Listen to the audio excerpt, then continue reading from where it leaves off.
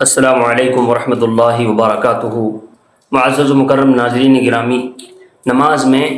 ایک تو سلام پھیرا جاتا ہے نماز کے ختم پر کہ امام صاحب نماز کے ختم کرنے کے لیے سلام پھیرتے ہیں،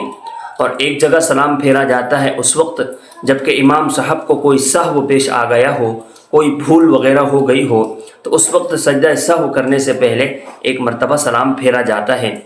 تو آئیے اب سمجھتے ہیں کہ اگر کوئی مسبوق شخص ہے جس کی ایک رکعت، دو رکعت یا تین رکعتیں چھوٹ گئی ہوں، تو وہ امام کے ساتھ میں سلام پھیرے گا یا نہیں؟ تو سب سے پہلے تو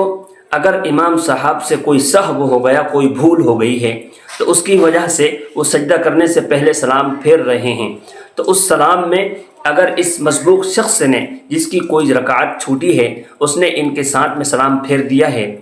اگر اس نے جان بوجھ کر سلام پھیرا ہے، اس کو معلوم ہے کہ میری کچھ رکعتیں ابھی باقی ہیں، پھر بھی اس نے جان بوجھ کر امام صاحب کے ساتھ میں سلام پھیر دیا، اس کی نماز ٹوٹ جائے گی، اس کو دوبارہ سے نماز پڑھنا پڑے گا۔ لیکن اگر اس نے بھول سے امام صاحب کے ساتھ میں سلام پھیر دیا ہے اور پھر سجدہ سہو کیا ہے، تو اس بھول کی وجہ سے اس کی نماز پر کوئی فرق نہیں پڑے گا، اس کی نماز پر کوئی اثر نہیں پڑے گا،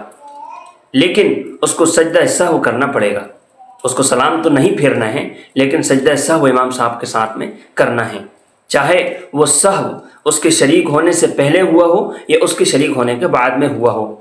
اسی طریقے سے امام صاحب جب سلام پھیرتے ہیں نماز کے ختم کرنے کے لیے، تو جس شخص کی کچھ رکعتیں چھوٹ گئی ہیں وہ امام صاحب کے ساتھ میں سلام پھیر دیتا ہے کبھی کبھی، تو ایسی صورت میں اس کی نماز کا کیا حکم ہے؟ اگر یہاں بھی اس شخص نے جان بوجھ کر سلام پھیرا ہے، اس کو معلوم ہے کہ میری ابھی نماز باقی ہے، پھر بھی وہ امام صاحب کے ساتھ میں سلام پھیر دیتا ہے، اس کی نماز ٹوٹ جائے گی، اس کو دوبارہ سے نماز دہرانا پڑے گا۔ لیکن اگر اس نے بھول سے امام صاحب کے ساتھ میں سلام پھیر دیا ہے تو ایسی صورت میں اس کی نماز تو نہیں ٹوٹے گی، لیکن اس کو سجدہ سہو کرنا پڑے گا۔ اگر اس نے دونوں طرف بھی امام صاحب کے ساتھ میں بھول سے سلام پھیر دیا ہے اور اس کو بعد میں یاد آ جاتا ہے، تو ایسا نہیں ہے کہ اس کو سرے سے نماز پڑھنا ہے، بلکہ وہ کھڑا ہوگا اور اپنی نماز کو، باقی نماز کو پورا کر لے گا، لیکن اخیر میں اس کو سجدہ سہو کرنا پڑے گا۔ اللہ تعالیٰ عمل کی توفیق نصیب فرمائے، آمین۔